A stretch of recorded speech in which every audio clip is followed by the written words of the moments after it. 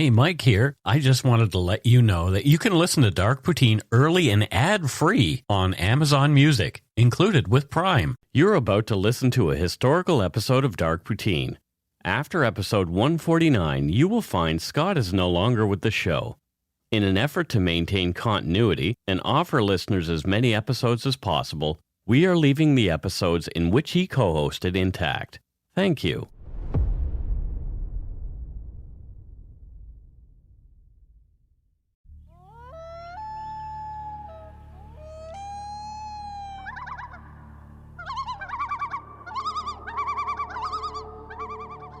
Welcome to Dark Poutine.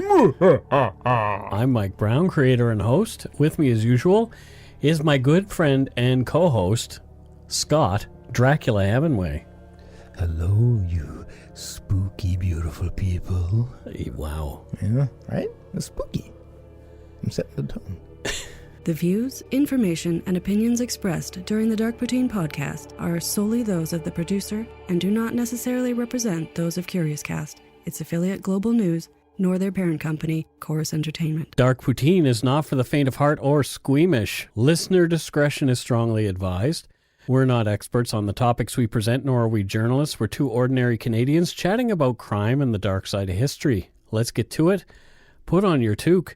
Grab yourself a double-double and a Nanaimo bar. It's time to scarf down some Dark Poutine, Halloween style. Chomp, chomp, chomp, chomp, chomp, chomp.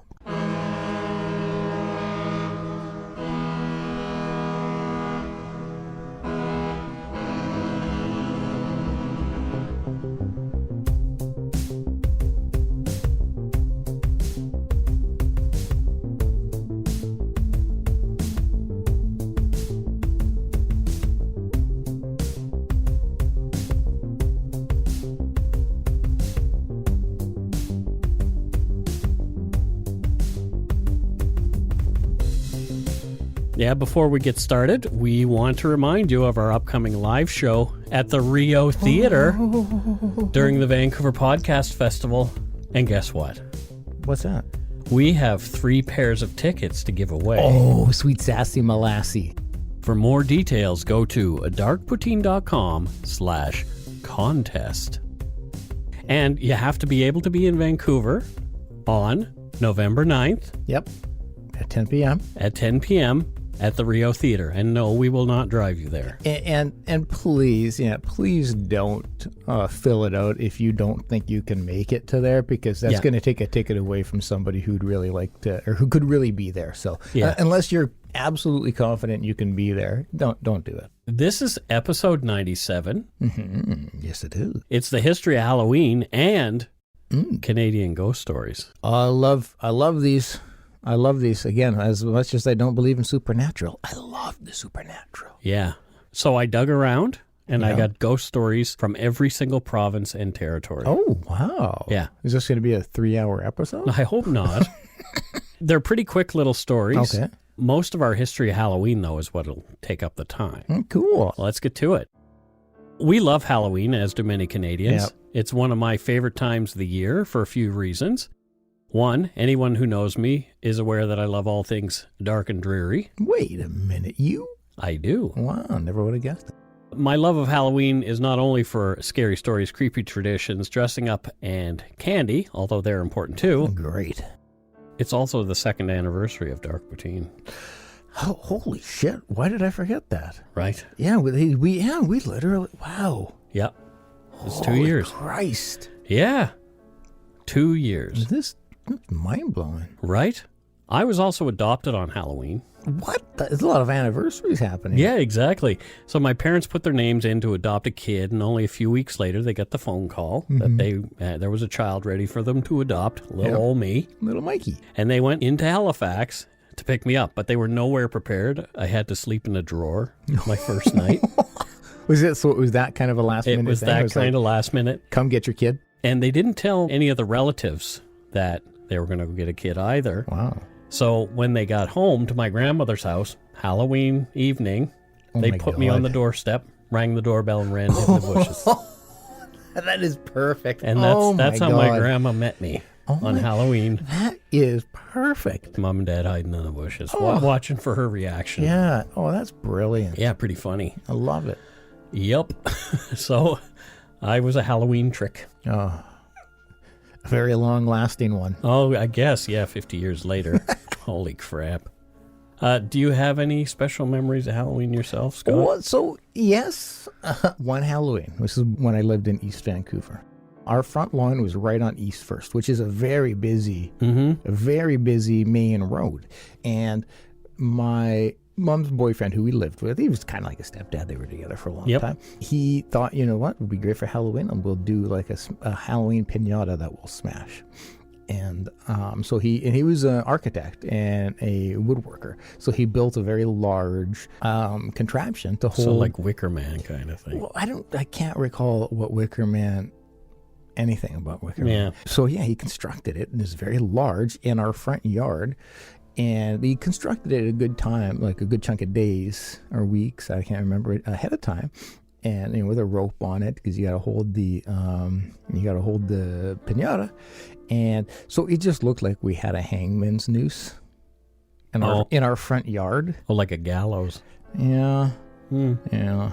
Yeah, and it was unintentional. So it was always just like, I'm wondering what, like, everybody driving by. Did anyone hang themselves from it? No, but it kind of looked like, for lynching, if you are picking up what I'm putting down. I guess so. Yeah. And so that, He didn't dress as a pointy-headed ghost in white, did he? And my parents, like, his name was Mark. Mark and my mom was raging hippies at the time. So they're not at all like, yeah, let's make a statement. It was just, like, oh, shit, we didn't realize. Oh. This looks like a hangman's noose. Well, there you go. Yeah. Yeah, so, but I loved Halloween. I still do. Still do, yeah. To get an understanding of Halloween in Canada, we kind of have to go all the way back to the origins of Halloween, and it was first celebrated by the pagan Celts as Samhain in Ireland more than 2,500 years ago. To them, Samhain, literally meaning summer's end, was the final spoke on the wheel of the year, their New Year's Eve. Okay. As the sun in the northern hemisphere makes its way into the underworld for the next 6 months, the darker forces usually relegated to that realm were free to easily cross into our world and us, if we dared, into theirs. The veil between our world and the underworld is at its thinnest at this time. Exactly. According to the book Llewellyn's Sabbath Essentials, Samhain, the ancients believed this time of year a dangerous one. Ill-humored fairies, errant spirits, and offended ancestors all posed their risks. Whoa. Scary stuff. Poor offended ancestor. From Canadian author Nicholas Rogers' Halloween, From Pagan Ritual to Party Night, quote, "The Feast of Samhain was the occasion of stock-taking and ingathering, of reorganizing communities for the winter months, including the preparation of quarters for itinerant warriors and shaman. It was also a period of supernatural intensity, when the forces of darkness and decay were said to be abroad, spilling out from the Sid, the ancient mounds or barrows of the countryside. To ward off these spirits, the Irish built huge, symbolically regenerative bonfires, and invoked the help of the gods through animal and perhaps even human sacrifice." End quote. No. Human sacrifice. Yeah, I don't think that's really good for anybody. No, especially not the sacrifice. I haven't heard a lot of positive stories to come out of human sacrifices. Well, Yeah, I do not. No. No.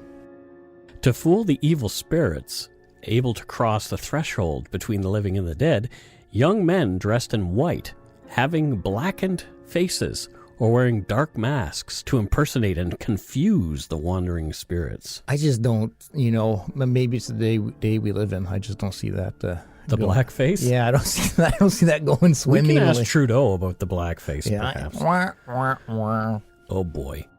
That's a heck of a long way from a heavily built 45-year-old trucker dressing up like Taylor Swift in a skimpy sequin gown and heels to amuse his pals. I want to see that. Well, you probably will. Oh, yes. It is Halloween. What a vision that's conjured in my head.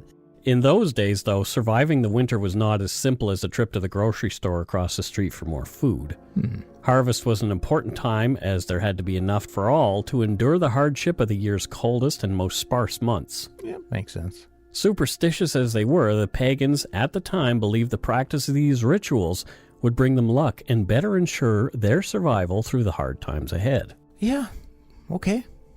The ancient Romans added their spin on things with the festival of Pomona, the Latin goddess of plenty.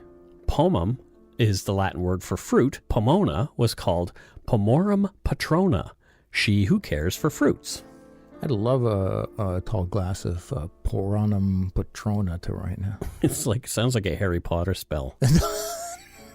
According to the Book of Halloween, written in 1919 by Ruth Edna Kelly, quote, many Roman poets told stories about her, the best known being Ovid, who said that she was wooed by many orchard gods but preferred to remain unmarried. Among her suitors was Vertumnus, the changer, the god of the turning year, who had charge of the exchange of trade, the turning of river channels, and chiefly of the change in nature from flower to ripe fruit. True to his character, he took many forms to gain Pomona's love. Now he was a plowman in spring, now he was a fisherman in summer, now a reaper in autumn. Sounds kind of like he was peacocking. A little bit. An old crone told Pomona the story of Anaxaret, who was so cold to her lover Iphis that he hanged himself, and she, at the window watching his funeral train pass by, was changed to a marble statue. Advising Pomona to avoid such a fate, Vertumnus donned his proper form, that of a handsome young man, surprise, surprise, and Pomona, moved by the story and his beauty, yielded and became his wife. Well, lucky for her, he turned out to be handsome. Right, exactly. You know? It's like, I'm kissing all these frogs. Yeah. So apples are plentiful at this time of year, and Pomona's symbol is an apple. And the tradition of bobbing for apples around Halloween is believed to have stemmed from Pomona's festival. Oh, wow. That's a cool little bit of trivia. Yeah. And, bobbing for apples is also considered a bit of a mating ritual, too, because both the male and the female would bob for apples. That's romantic. As well, playing a part were Roman festivals called Feralia, which commemorated the dead, and Lemuria, which also had to do with the dead. Some crazy, weird-ass names I know. So far. From Forbes.com, quote, Feralia was held on February 21st and celebrated the Roman manes or spirits of the dead. Fun fact, Roman tombstones don't read Requiescat in Pace or RAP, but rather DM, standing for Dismanibus, for spirits of the dead. Ooh. The Feralia was the last day of the Parentalia festival to honor one's ancestors when people would bring offerings to their deceased ancestors' tombs. Gotcha. So you're starting to see a little bit of a pattern about how Halloween kind of came about. Lemuria was celebrated on 3 days, May 9th, 11th, and 13th, because even days were considered unlucky, of course. Well, clearly. We all know that. It was also a festival of the dead, but honored the lemures, or the dangerous spirits of people who died violent or untimely deaths. Oh. Yikes. Oh, yeah, you don't want to piss them off. As Christianity made its way into Europe, the church and various religious leaders throughout the years have tried to do away with the pagan customs at this time of year. And they made the days more about quiet prayer and contemplation, but believers held on, passing the rituals down from generation to generation. Yeah. As a lot of you know, many festivals were co-opted and incorporated into the Christian religion in some way to help the pagan converts feel more at home and hopefully convert them to strictly Christian ways. Okay. And they wanted to stamp out the old ideas and practices. Samhain, Pomona, Feralias, and Lemuria were rolled into one big death-related festival. What kind of festival? October 31st became All Hallows Even, eventually shortened to Halloween. It is followed by All Saints' Day, or Hallowmass, on November 1st, and then All Souls' Day on November 2nd. I've never heard of Hallows Mass. Well, then you are not. Hallowmass. You're not a Catholic. Correct. You're not, and neither am I. I'm not an anything. From todayifoundout.com, quote, As for the trick-or-treating or guising from disguising traditions, beginning in the Middle Ages, children and sometimes poor adults would dress up in costumes and go door to door during Hallowmass begging for food or money in exchange for songs and prayers, often said on behalf of the dead. This was called souling, and the children were called soulers, end quote. I prefer to call it dead caroling. Yeah, pretty much exactly what that was. The treats first took on the form of soul cakes, like a cookie, for which the original recipe is really unknown. It was believed by some that if no food or treats were given to the soulers, the house would be haunted by the demons, who would make life miserable for the stingy inhabitants playing tricks on them. Jesus, it was like a forced giving back then. Yeah. Yeah, it's just like now you kids come to the door and you're like, oh, joyous. And back then it would have been like, oh, damn it, I'm bound to give them something. So from that comes the question, trick or treat, right? Interesting. Wow, okay. Children may have sung one of a few songs to earn their cakes. One went like this, quote, "Soul, soul, a soul cake. I pray thee, good missus, a soul cake. 1 for Peter, 2 for Paul, 3 for him that made us all. Soul cake, please, good missus, a soul cake. An apple, a pear, a plum, or a cherry, any good thing to make us all merry. 1 for Peter, 2 for Paul, and 3 for him who made us all," end quote. Wow. I've never heard of a soul cake. Soul Cake would be a good name for a band. Oh, my dear God, yes. Soul What Cake. kind of music would they play, though? Would it be like Collective Soul? Like no, that kind of? no. I Would think it they're be an indie rappers? band. They have a mandolin Oh, and a harp. okay. And you don't, very rarely do you combine the mandolin and the harp in one band. So there's a modern version of soul cakes that some people actually make on Halloween, and in some countries like Portugal and Philippines, they give them away. Oh. And it's made with allspice, nutmeg, cinnamon, ginger, or other sweet spices, raisins or currants, and before baking and topped with a mark of the cross. Obviously, there's flour in there. I just didn't include the whole recipe because we'll post a link to the recipe for soul cakes in the show notes. I so need to try one. Carol actually is excited about making soul cakes. Sweet, good. I'm going to take one of her soul cakes. There you go. Yeah. As the Irish and Scottish made their way to the New World in the 1700s, so came their traditions and rituals.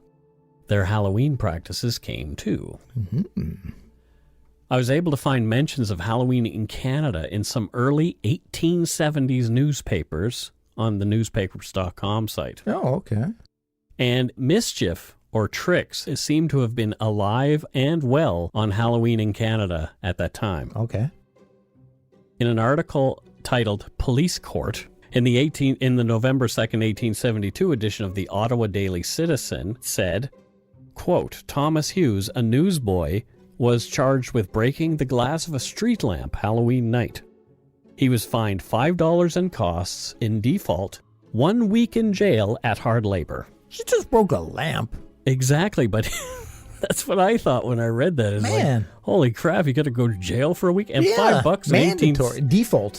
Default 1 week in jail and hard labor. At hard labor. So he's busting rocks He's somewhere. busting rocks. Man, probably chains to other prisoners. His $5 was probably like 6 years' salary. Yeah. Might just bust a lamp. All I did was break a lamp, and now I'm a big-time criminal. Yeah. Isn't that nuts? Man. Oh, I don't want to live in 1872. Right? Like, Jesus. The Ottawa Daily Citizen edition, that was released on October 30th, 1875, talks about a superstitious ritual practiced by the girls of the period. And this was a tradition handed down over the centuries. I want to hear this.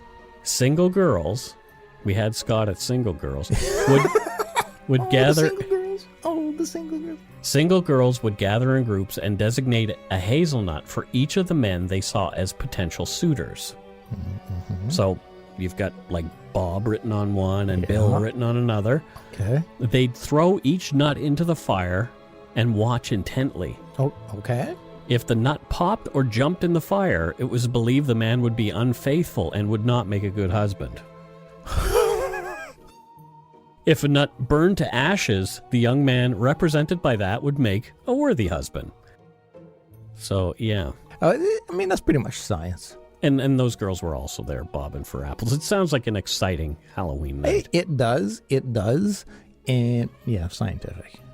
As for the young men, the paper said, quote, "The boys of 1875 will find more amusement in stealing cabbage, ringing doorbells, fastening doors from the outside, and other petty misdeeds." You know, it's funny that gets mentioned because weren't we just planning on a weekend of stealing cabbage? Stealing cabbages and ringing doorbells is something that we do often. It is. I mean, we loves us some cabbage. It's true. Mm-hmm. Yum. Stealing cabbage. That's going to be our Halloween treats this year for kids. It's cabbage. Yeah, here's some cabbage for you, little Timmy. Couple of leaves of cabbage. Yeah. After Halloween, the same paper talked about the goings-on in Masham Township in Quebec over that evening. After a spate of more petty crimes, some criminals were emboldened by Halloween and wreaked havoc on the town. Oh, I'm curious as to what the havoc was. Did they up it in stealing watermelons? Well, quote, "Cellars were entered and plundered. Oh, okay. Doors were broken open. Pantries were searched. And the good things that were therein were carried off. Potato pits were relieved of their contents," end quote. What the hell is a potato pit? Well, it's a pit that you keep potatoes in. Someone they stole all the potatoes. That doesn't make any sense to me. Why would you need to have a pit for potatoes? That's a great question. Wow. Okay. Yeah. Anyways, I got a good chuckle out of potato pits. Well, you know, those poor people were not amused by the theft of the potatoes. This is complete havoc. It's awful. Yeah. Amok was run. Yes, exactly. The Victoria Daily Times reported about Halloween just passed on November 3rd, 1890. Uh-oh. Quote, "The usual Halloween festivities were indulged in around town to a more or less extent on Friday night." A more or less extent. Okay. Taffy pulls, small parties, etc., occupying attention indoors, while outside, a number of irrepressibles busied themselves in doing all sorts of mischievous foolishness. End quote. It sounds like the people back in the day were aghast by any kind of tomfoolery. Could you imagine? I want to be called an irrepressible. Right? Could you imagine how the outrage these individuals would have if they could come alive in these days and see what firecrackers? Oh my God! They would be flipping tables and just Oh, it'd be awful. Oh my God! They would just they wouldn't their heads would explode from anger. They would Well, over 100 years ago, ne'er-do-wells were still keeping the local cops on their toes on Halloween. I remember we used to get together. There were two high schools in my hometown at the time. Okay. My high school is now closed and just a junior high school. But there was Bridgewater High School and Parkview. Okay. And we used to meet at the Kinsman Ball Field for an egg fight. So hundreds of students from either school with eggs. That's amazing. Carton upon eggs would just meet and just chuck eggs at one another across the ball field. That's brilliant. Oh, it was great. I'm assuming not hard-boiled because that takes a lot of labor. No, you're getting nailed by eggs. Yeah. But the funniest part was when the police showed up. Would they get pelted? Yeah. Yeah. So there were a few Bridgewater Town police cars that usually had to be repainted after Halloween. Oh, jeez. Yeah, because let's just say there was many an egg thrown at those, because you would hear cops and everybody would turn and you would just see these white projectiles going through the air toward all the cop cars. It would be impossible for them to know who threw what. Exactly. There's so many. And then they would chase us. The cops would come and chase us out of there, but everybody scatters and goes different ways. Yeah. And the ball field was 2 blocks from my house, so it was pretty easy to get home. That's some pretty good tomfoolery. Oh, yeah. Yeah, that sounds great. Did you ever do anything interesting on Halloween? Just the typical stupid Roman candle fights and things. Oh, yeah. Yeah. Which I look back now, if I found my daughters shooting each other with Roman candles, I'd be like, this is so, how dare you? Your hair could ignite. And Nope, I was one of them stupid kids with... I'm going to admit to a crime here. Oh, it's the really bad. Statute of limitation? Yeah, it's probably up. Okay. Because it's theft under.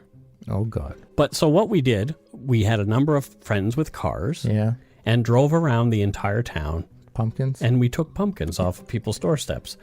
We didn't smash them. Yeah. What? No. We took them all. I remember one year in particular, I think it was 1986 or 1987. Yeah, it was 1986. We took all the pumpkins and piled them in front of the doors of the liquor store, so you couldn't get into the liquor store. See, I partook in the same criminal activities. Yeah. Except what I would do was use the pumpkins to peel out in my, I think it was, 1975 Toyota Corolla. Oh, so you would put them by the tires and peel out? Yeah. It's the only way it's the only way I could get that car to peel out. Oh, boy. Yeah, and so that's what we would do. Yeah, so we were bad kids. Yeah, well, that goes without saying. Every year there was something different. I remember my friends Mark and Chris, we built... This city on a rock and roll? No. We built a dummy, and his name was Ted. And Ted was wearing a Vanomania t-shirt, like this 1970s t-shirt. Oh, my God. It was kid-sized kind of thing. And I wasn't involved in the antics that took place after because I was out with other people. Sounds like something somebody would say who was involved. No, I definitely was not, because those guys got in trouble.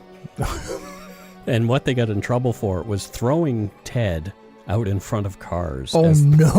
Oh, no. So people would think that they had run over a child. Oh, no. That was not good. Holy Jesus. I am so glad that I wasn't there, that I can say somebody else did it. I helped to build Ted, but I didn't know what was going to go on with Ted. I'm all one for stupid pranks, but oh, Jesus. Oh, yeah, that was pretty nice. I think even as a kid doing stupid things, I would have been like, no, that's just not cool, guys.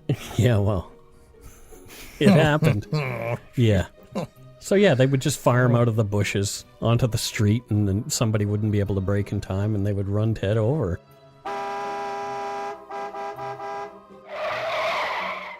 That poor fucking heart, those people. Yeah. You just think you killed a kid. Just traumatize people with Ted the dummy. Oh, my... It was like Jackass without the video. I just want to find all those people and hug them. No, you don't. No? Okay. Well, not the kids. Yeah, so I was a bit of a bad apple when we were kids. Well, good egg. Get it? Because eggs. Yeah, bad apple, though. Right. So we'll take a break right here and come back to chat about the origins of the jack-o'-lantern, a popular Halloween tradition in Canada and North America, and some quick ghost stories from every single province and territory. Wow, I can't wait. Yeah, and we'll be right back.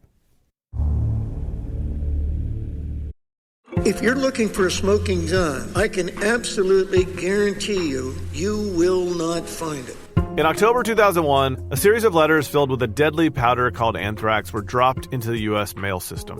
What started as an unprecedented case turned into an unsettling mystery. Who sent these deadly letters, and why? From Campside Media and Sony Music Entertainment, I'm Josh Dean, and this is Cover Up Season 4, The Anthrax Threat, available now.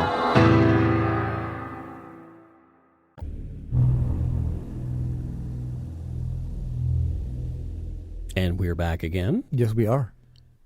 So seeing pumpkins on people's doorsteps and in their windows around Halloween is a massive Canadian tradition. Yeah, it's American too, though, right? Yeah. Yeah, okay, but it's like, so North American. Yeah, but it actually started in Canada. Did it? Before it started. Of course. Of course it did. Of course it did, like basketball. Yeah, exactly. It was brought from Ireland, where jack-o'-lanterns were not carved from pumpkins, but from large turnips or rutabagas.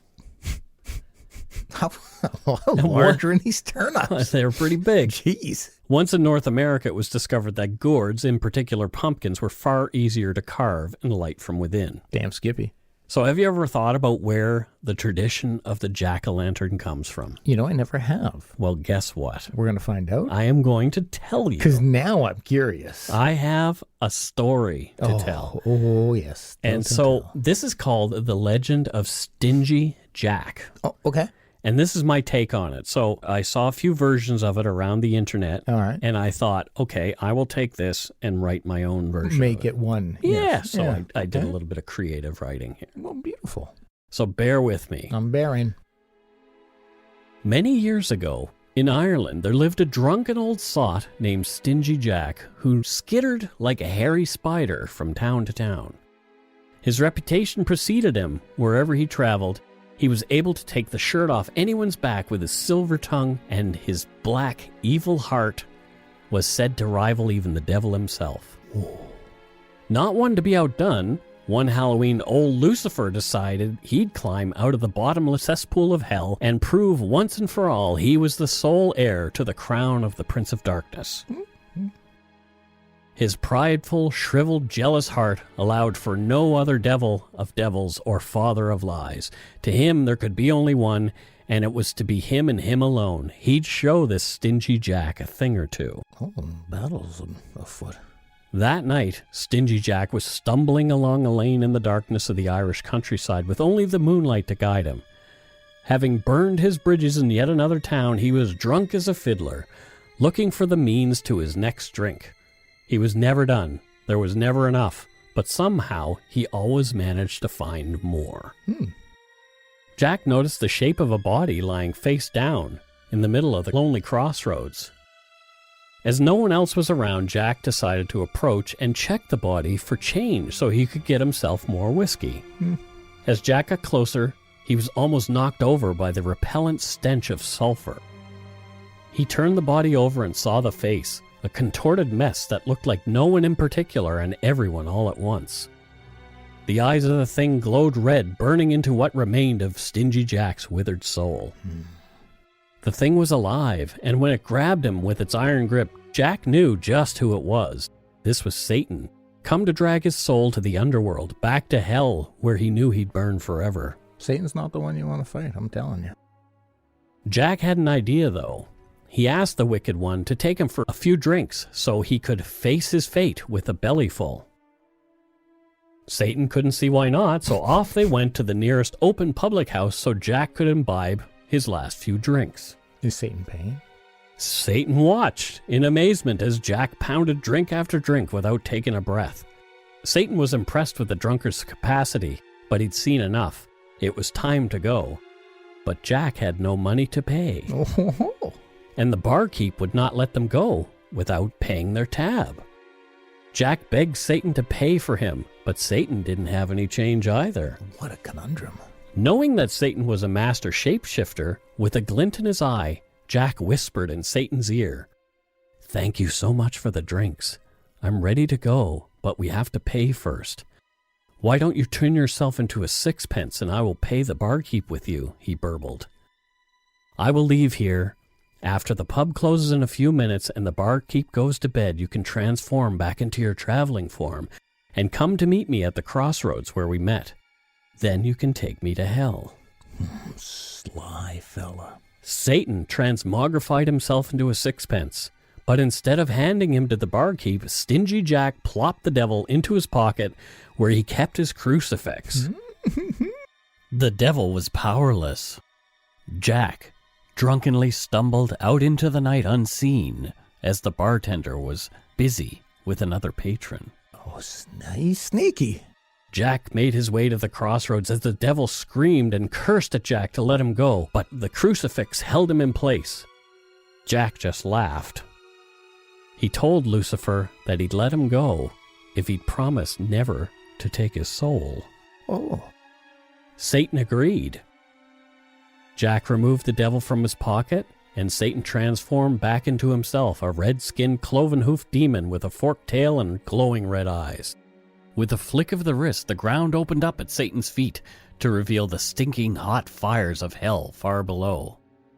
The devil scowled at Jack, cursing him for a fool, jumped into the pit, and the ground snapped shut after him. Who'd have thought the devil would have been this honorable? Jack went on his way, none the wiser, and spent the next 10 years drinking himself into oblivion, as he had every year prior to that. But the booze caught up to Stingy Jack.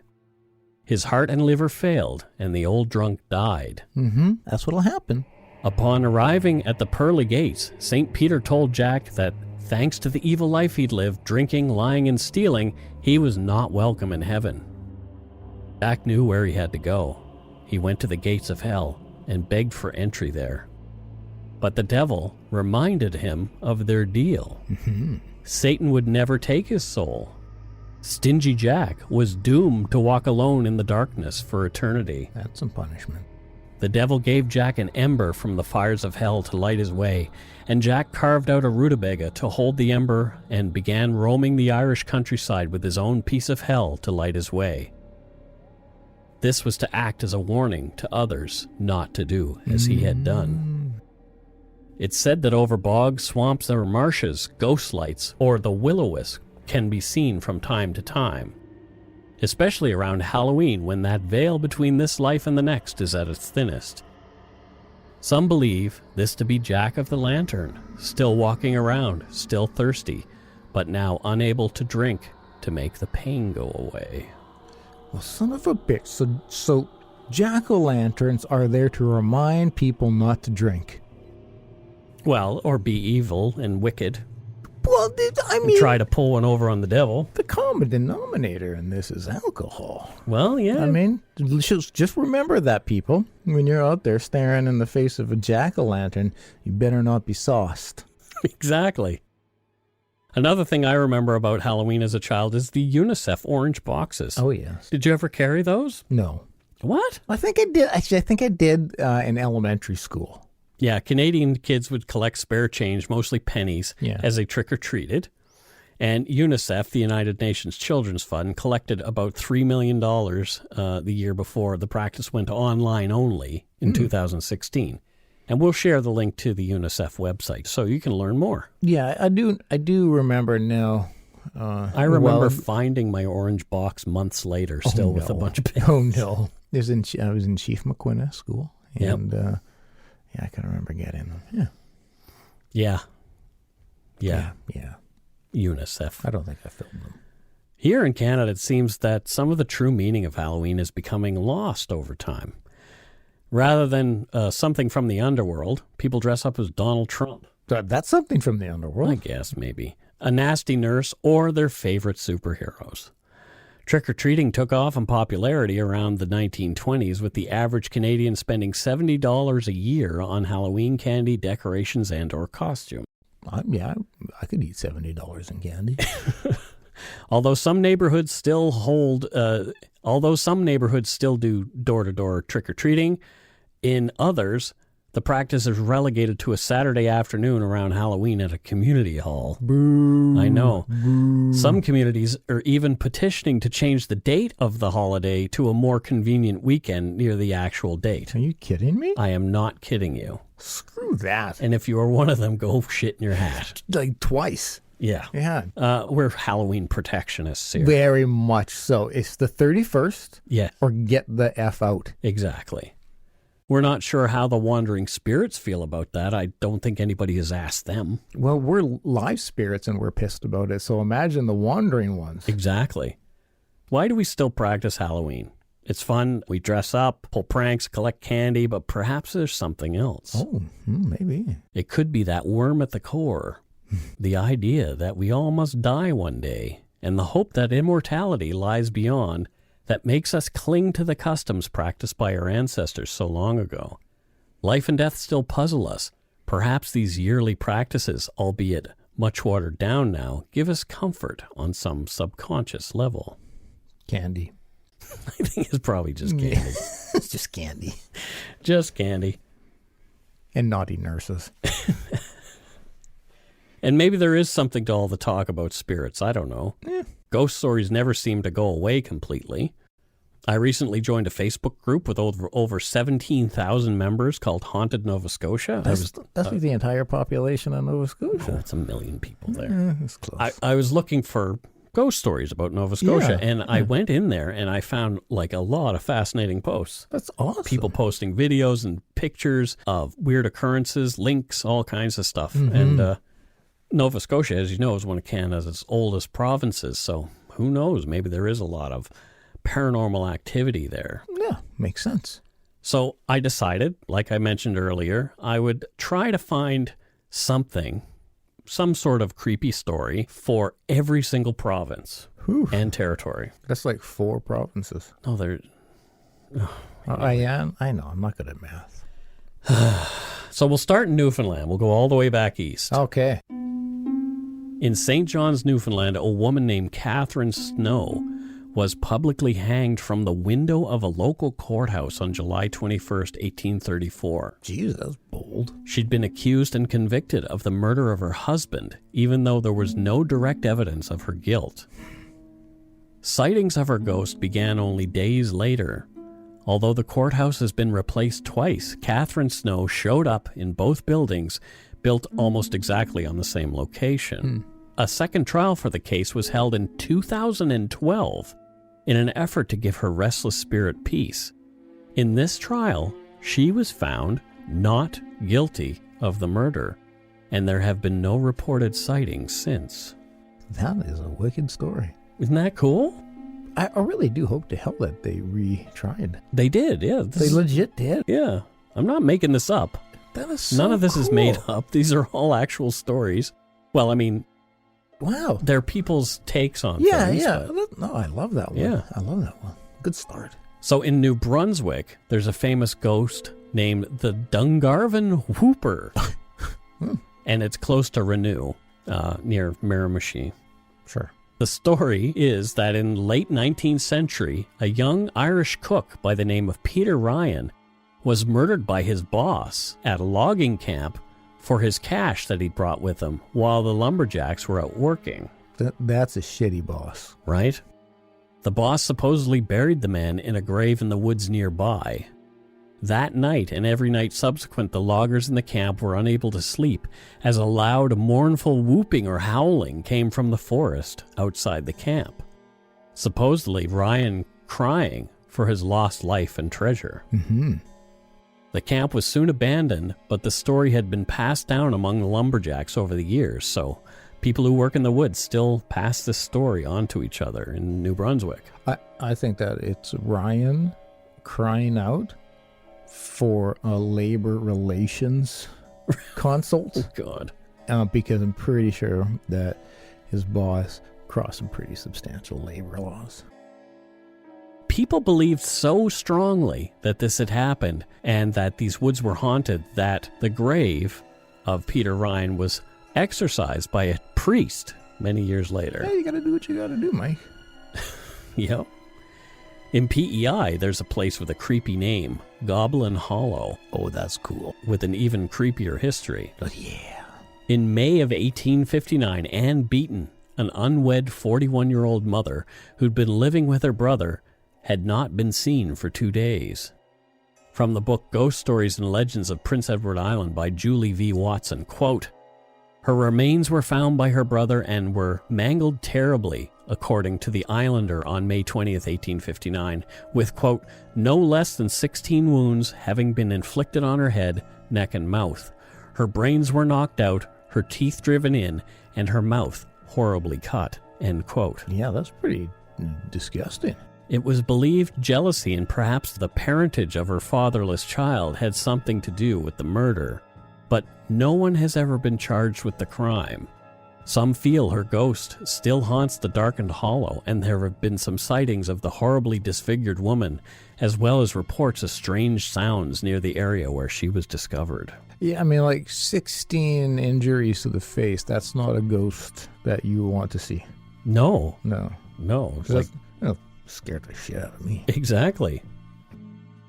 My home province, Nova Scotia, has its share of hauntings too. From the ghosts in Halifax Citadel, or the Young Teaser, a ghost ship that haunts Mahone Bay. People will see this flaming ghost ship in the harbor. Ships. I love them. One of my favorite stories, though, is that of the face in the window of St. Paul's Anglican Church in downtown Halifax, and the oldest building in the city, completed in 1750. Oh. From discoverhalifaxns.com, quote, "Legend has it that on the morning of the Halifax explosion, a deacon was standing in front of the window.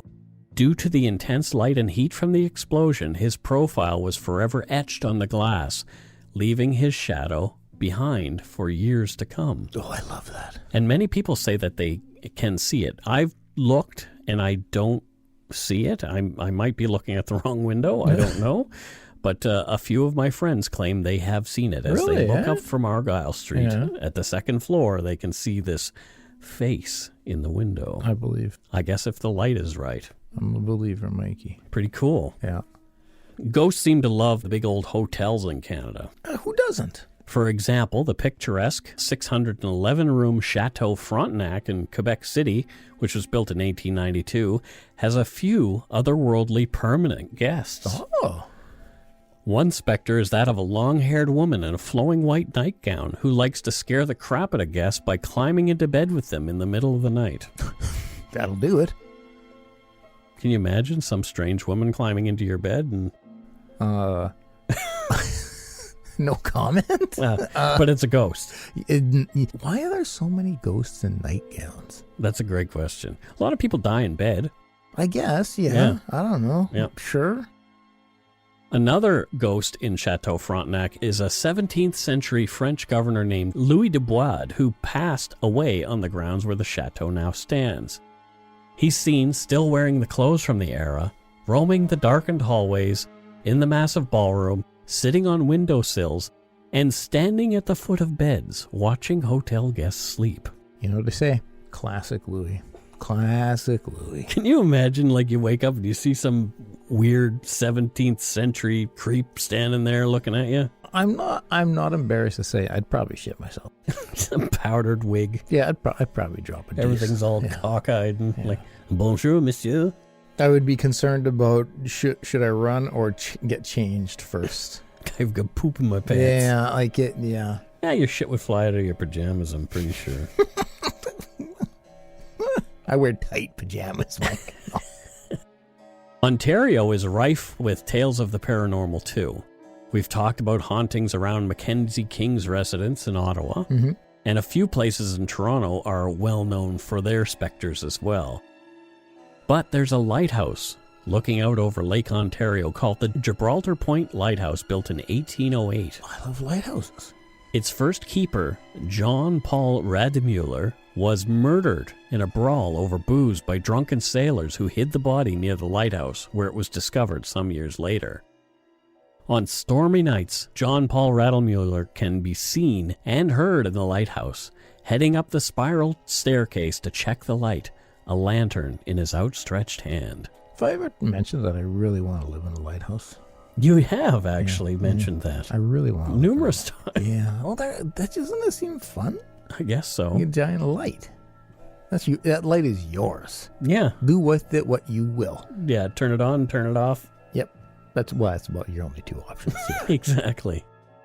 From Manitoba's Red River Trail near Fort Garry comes the story of the Red River Ox Cart. Oh. And it was commemorated by a stamp. Oh, really? Yeah. There's a few hauntings that are commemorated by stamps. Wow. Yeah. I'll post a link. From CanadaPost.ca, quote, in the summer of 1903, a lone soldier was on sentry duty outside Lower Fort Garry when he saw something approaching his post. It was a little past midnight, but he didn't suspect anything out of the ordinary, and certainly nothing paranormal. Yeah. He realized it was a cart, drawn by a team of oxen and driven by a Métis man and a woman. However, when the cart passed him several times between midnight and 2 a.m., he became suspicious and finally ordered the travelers to halt.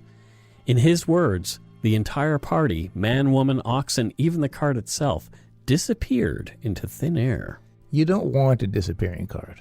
No. You don't. Trust me. Yeah, your ox cart, you don't want one that disappears. I'm very well versed in my ox carts, and disappearing ones are not the ones you want. More than one soldier saw these ghosts on subsequent nights. Oh. This was reported in the Morning Telegram on August 29, 1903, under the headline, Ghost Seen at Fort. Nightly vigils of the sentries made hideous by an apparition. I mean, but they sound like pretty innocent ghosts. Like they were just clearly looking for something and they go past by multiple times. Just traveling. Yeah, just travel. Oh, no, wrong way. We got to turn around. And oh, no, still the wrong way. Got to go back. Like, it's just poor lost innocent ghosts. Exactly. Okay.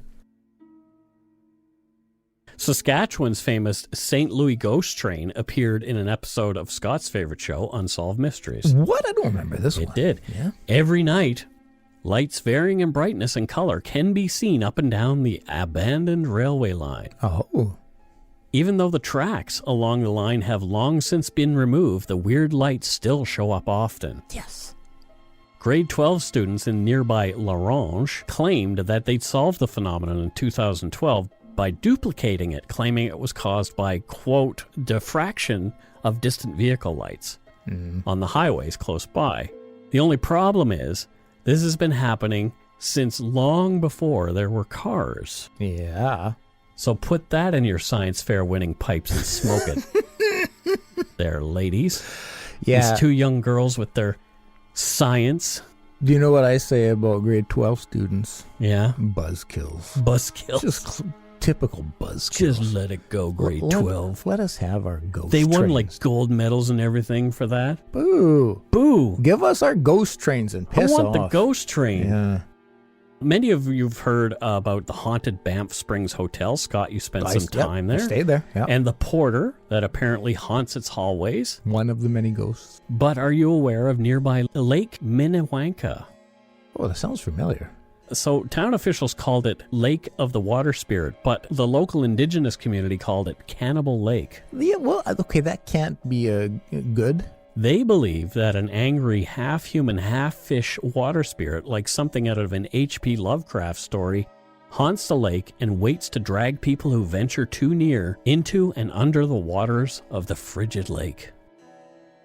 Yeah, didn't Guillermo del Toro just direct this movie? Pretty much. Yeah. The lake used to be much smaller, but after a dam was built nearby, the town was purposely flooded and now lays some 20 meters below the surface. It's accessible only by way of scuba diving. Oh my God, I want to learn how to scuba dive, and then I want to go there. And see a town. That would be so cool. Isn't that neat? That would be so cool. Underwater town.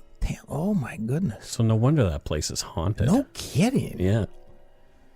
The Caribou Hotel in Carcross, Yukon, is supposedly one of the most haunted places in the territory. Uh-huh.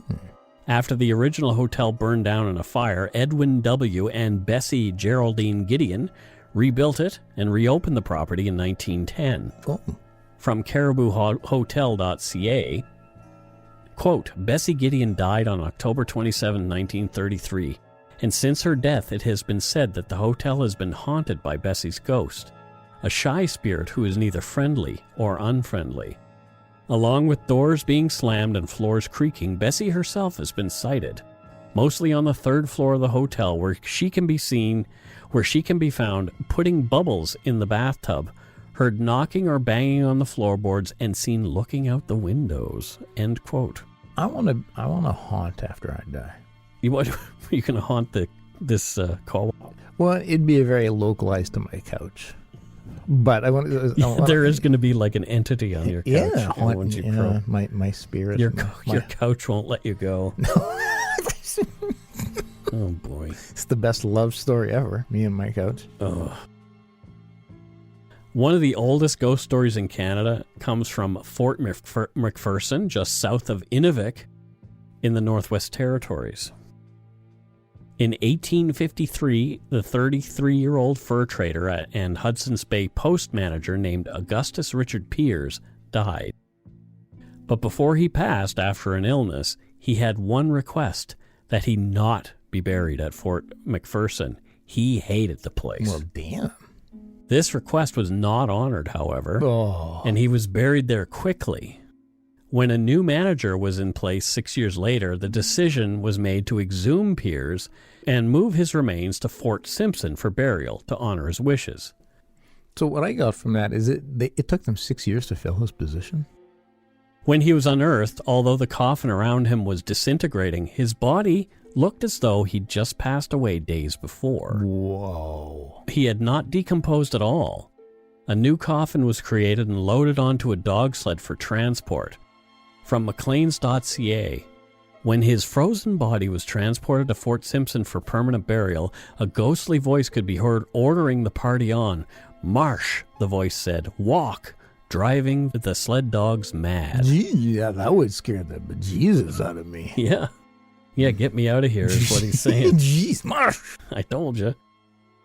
Erebus and Terror of the Franklin expedition were found in Nunavut. Yeah. There are surely spirits of those lost sailors walking on the ice there. What a shitty thing to have to haunt. Right? Just the Arctic. Ice out in the middle of nowhere. There's nobody to scare. But there are some Inuit myths about the existence of a shadowy humanoid-like people called the Teriaksuk. Oh.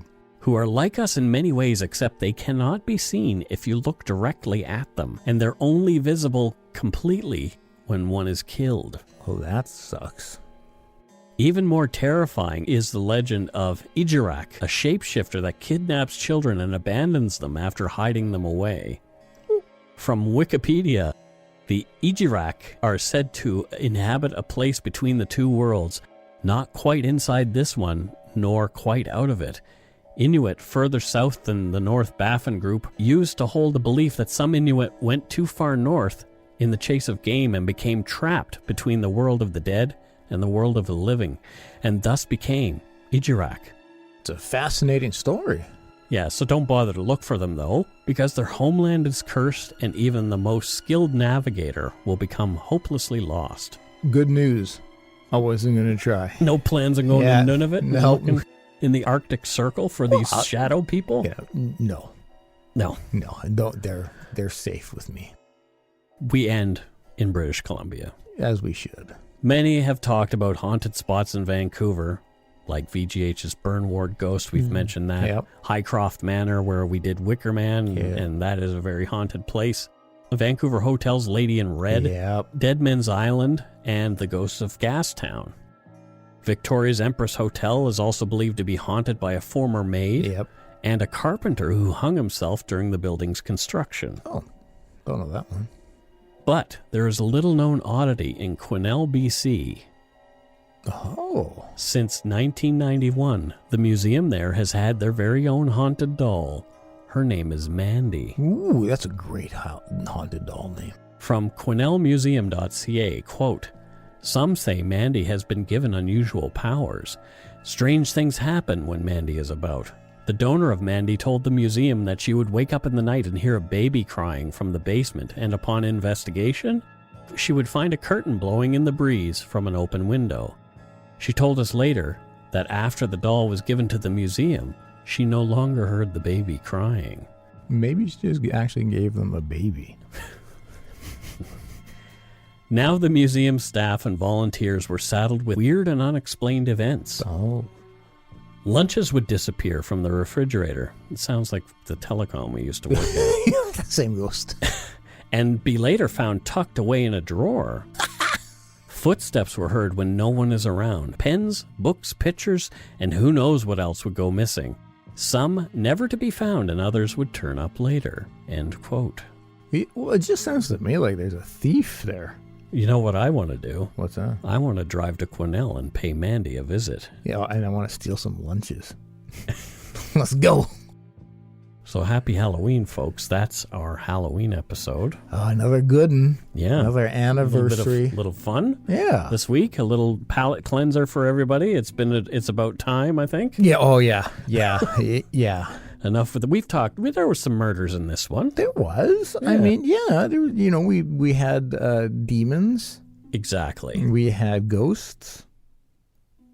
What more do you need? Exactly. And we had Halloween. We did. So before we take off, we're going to get into Patreon shoutouts like we usually do. Take off, eh? Take off, eh? To a great way. No, but before we start all that, I got a message from Janita Ballin. Okay. And she mentioned that she's sent us some donut money, and we neglected to mention that she was recently married. Oh, really? Yeah, that was one of her requests in the thing, and I guess I blanked on that. Well, we sometimes make mistakes. And she said she got her husband hooked on Dark Poutine on their honeymoon. Wow. I could think of better things to be doing on my honeymoon. Well, I think that maybe they were listening to us while that was happening. How fascinating. If anybody out there plays our podcast while they're doing it, let us know. Or don't. Well, I'm kidding. Well, yeah, or don't. Or don't. Sure, or don't. Wow. Yeah, that was... Well, but happy. I don't know how to feel about that. Do you, Scott? I feel honored. You feel honored. I feel honored. That's quite the... but that's... Sorry for not mentioning that you recently got married. Congratulations. And apparently, I guess our show would be considered an aphrodisiac at that point. Well... Yeah. Aphrodisiac. What? Oh my. That's not even a word. Well... You're just making things up as we go along again. That's pretty much exactly what I do. Well, it's probably a good thing. Yeah. I think it works best for everybody. It does work best for everybody. I'm not a well man. Well, neither am I. And we have doctors to substantiate that we are these claims. We're messed up. We have medical professionals who will sign documents to prove this. Yeah, that we're basket cases. Bonkers. Ah, well. Yeah. So we got some Patreon patrons to shout it out to. Always like it. We have Carly Sunby. Oh, Carly Sunby. Yeah. What a great name. Yep. Yeah. Where's Carly from, Scott? Fort Delaware. Oh, okay. Yeah. Fort Delaware. Great. Yeah. And what does she do in Fort Delaware? She is a raker. So she rakes. She rakes things. Busy time of year for her. She has such a broad title because she doesn't want to be limited to just leaves. Yeah. I mean, if you have rocks that you need raked. Or you could have like a Zen garden that you need raked. Oh, it probably would be. Yep. We should probably really love that because it would be very calm. Yeah. Tranquil. Good money to be made. It's a great trade. All you need is a rake, so it's not a big investment. There you Yeah, you could take transit. Like, you don't need a lot. You just need a rake. Great. And things to rake. So it's a good gig. She was very smart in finding a career in raking. Good for her. Yeah. So the next patron is Helene Young. Yeah. I'm waiting, Scott. What are you waiting for? Well, where's she from? Oh, Oldstown, Fairmont. Is that a state? Is that like the 51st state? It's a new one. Oh, they just found another one. It's hidden between Vermont and somewhere else. Yeah. They just Connecticut. Like literally just before we started recording, I got the update. Fairmont. And so she's like the first one from there. She's probably the first resident of Fairmont. Oh, she's the governor. Well, not only that, the mayor.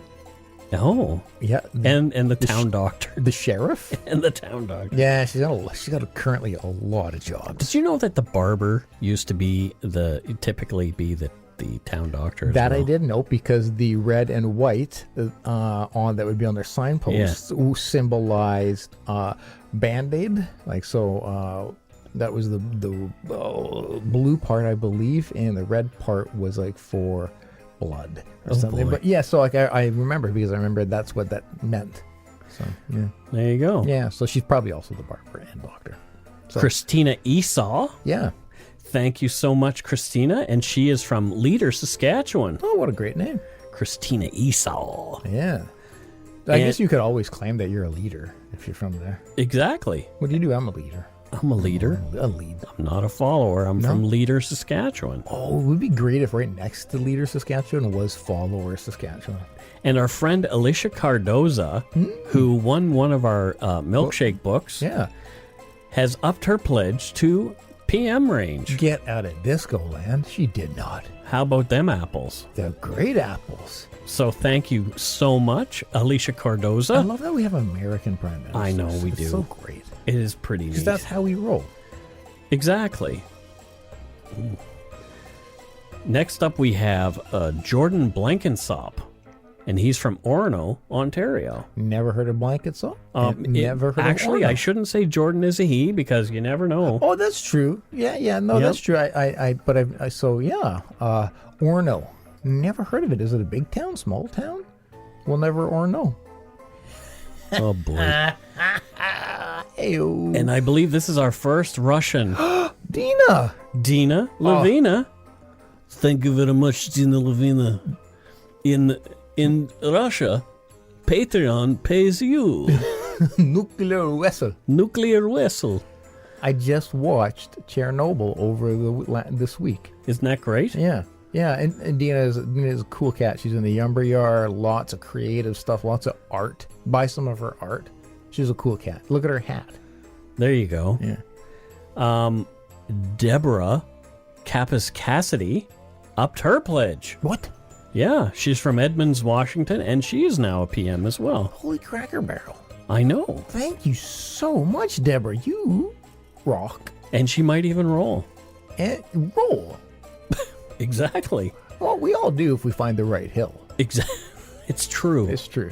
Edmonds, Washington. Now when I hear Washington, I think about the podcast Cold. Have you listened to that? Oh, yeah. Oh, yeah, boy, no. I remember when that happened. Yeah, me too. Because it wasn't very far. Yeah, the Susan Powell thing. Yeah, it wasn't very far until when that house. Yeah. Oh, that podcast made me want to just punch people. Yeah, especially the dead guy. Yeah. Sarah Carlson, she's from Minneapolis, Minnesota. Hey, Sarah. It's probably starting to snow there by now. Isn't that where Betty White's character was from I have no idea. In Golden Girls? Like, she was from somewhere in Minnesota. Sounds right, but Pretty sure. yeah, I'm imagining it's getting It's pretty from chilly. Minnesota. It's got to be getting pretty chill this time of year. Yeah, little cold. Yeah. Starting to chill out. Yeah. And we have Jesse Hartman Hey, Jesse. from Betchelsville, Pennsylvania. Wow. Pennsylvania. We have a lot of Pennsylvanians, actually. Yeah. Yeah. Well, then that's awesome. We have to say Pennsylvania an awful lot. Yeah, good. I'm happy to say Pennsylvania. And there we have Janita Bolin, who we just talked about. Hey, did you know She got married. she recently got married? Yeah, Did you know that? I did. Oh, okay. Yeah. Well, congratulations. Yeah. And then they listened to us on their honeymoon, and she got her husband hooked on the show. Yeah. Wow. What if, Aphrodisiac. What? This Okay, seems like wait. deja vu. What? Okay, wait. Think about this. This is going to get pretty meta. Okay. It's going to get pretty meta. I don't know. So, honeymoon, Yep. listening to us, Yep. doing it. What if she got pregnant? What if there's a baby that was... A baby boy, Yeah. Mike Scott. Yeah. Or Scott Mike. Yeah. Yeah, whatever. Yeah. Yeah, that's amazing. That's it. Because if get Mike pregnant on your Scott honeymoon Boleyn. while listening Scott Michael Bolin. to... Well, that actually has that a ring sounds to it. really good. It has a ring to That it. sounds really good. So there you go. You have to name your child. Look at what after we us. do. Like, we're not only providing entertainment, we're getting people pregnant. We're naming babies. We're naming babies. Right? This is great. You're welcome, Yep. world. Jen Blackmore. Yeah. Jen Blackmore. Yep. Yep. Okay. Yeah. Oh, you want to know more about her? Yeah, I thought you did. Haven't you watched her show? I thought she was from Zimbabwe. Yeah, she is. Okay. Currently living in Texas. Oh, weird. Yeah. Yeah. Yeah. It's there's a lag. There's Oh, she got chased out of Zimbabwe by Mugabe's forces. Yes. But you might not realize this. There's a lot of similarities between Zimbabwe and Texas. Did she bring her rhinoceros with her? Yes. To Texas? She wrote it. She rode it all the way. Yeah. I didn't know they could swim. Yeah, I they- guess they can. Yeah, great Yeah. distances apparently. Wow, that's amazing. Yeah. And now she's a lawyer. So she's a lawyer from Zimbabwe with a rhinoceros that swam over from Zimbabwe. Yeah, well, she specializes in rhinoceros law, Oh, like rhinoceros there's a lot of that. rhinoceros ownership, like who's really got the rights Yeah. to said rhinoceros. Yeah, it's a lot of work in that field. I guess you're correct. Yeah, I very much am. Well, I don't know anything else, so Well, she once represented me in my rhinoceros, and so that's how I know all Well, of what's this. your rhinoceros's name? Brian? Brian the rhinoceros. Yeah. Mine's Eric. Oh, we just call him Brinoceros. Oh. Yeah, Well, there you go. Brinoceros. It's hilarious. Rhinoceros. Yeah, Brinoceros. So yeah. So I highly recommend anytime you need it. You give Jen a call. Jen Blackmore. Yeah. Rhinoceros law specialist. Exactly. In Texas. So you have her. It's on our business card. Well done. Oh, boy. Yeah. And last but not least for Patreon, anyway, is Joseph Morris from Phoenix or Phoenix City, Yeah. Alabama. Alabama. Phoenix. Was that where the Dukes of Because there's Hazzard no live? O, so maybe it is pronounced Phoenix. I don't know. Yeah. Or Pahoenix. But it looks like I Phoenix. think it's Pahoenix. There you go. So thank you, Joseph Morris. We have seen you in the Umber Yard. Yeah. So there you go. We did get some donut money. Okay, that's great news. Lauren Barnard said, birthday donut money. Happy birthday, Scott. Need to share the birthday love and send you both the same amount. We can't have favorites, can we, XOXO? Oh, that is so sweet. Yeah. I'm going to get lots of donuts. There you go. And we got a big old donation. Holy crap. From Brent Conrad, and he didn't send us a note. Holy crap, Brent. So thank you so much, Brent. That's Jeez. Yeah. Wow, thank you. Another Texan. Yeah. Yeah.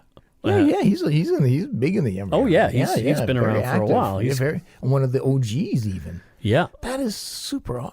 Wow, thank you. Thank you so much, Brent. We really appreciate it. Yeah, seriously. We also appreciate everybody who's supported the show over these last 2 years. Wow. Patreon or not, anything that you've done to support the show in the last 2 years, we really, really appreciate. 2 years. And yeah. Wow. It's a mind boggler. It really is. Jeebus. Wow. Thank you all. Christmas. Thank you all. Yeah. If you want to help support the show, you can do so at patreon.com/darkpoutine.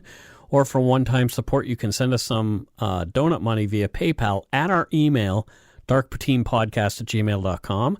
And if you need to send us an email, send it to that darkpoutinepodcast@gmail.com. I keep having people ask me, what's your email address? We say it every show. We say it every show. This is why you got to listen right to the end. But maybe they think it's only good for PayPal. I don't know. No. Could be. Nah. If you don't already, it would mean a lot to us. If you subscribe to the show, you can easily find us on iTunes, Stitcher, TuneIn, Spotify, or wherever you get your on-demand audio. I'm not saying that other place anymore because they're screwing us over. Yeah, I heard about that. Yeah. Check out our website, darkpoutine.com, for show notes and other cool stuff. Give us a follow or a like on Twitter, Instagram, Facebook, etc., etc., etc. Just search for Dark Poutine. I even have like a Snapchat account. Oh, and really? a TikTok account. I just never do anything there. Yeah. Oh, my. But we have them. TikTok. My God, that's all that's happening in my house with my daughters. Yeah. Just TikTok. I'm not creative enough to do a TikTok video every day. TikTok-a-palooza over there. Yeah, I guess so. So most importantly, though, tell your friends about us. Word of mouth is a powerful thing. Until next week, don't forget to be a good egg and not a bad apple. Bye-bye, everybody. Chowder.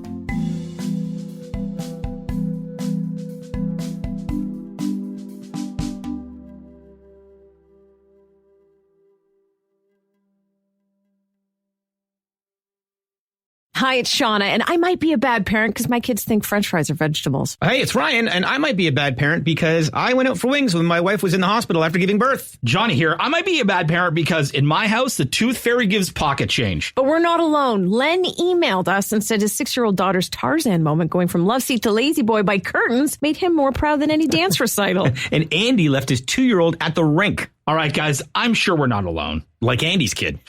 For stories and confessions like this, make sure you check out our podcast. It's called Bad Parents, and it's available wherever you get your podcasts. I left a glove at the rink.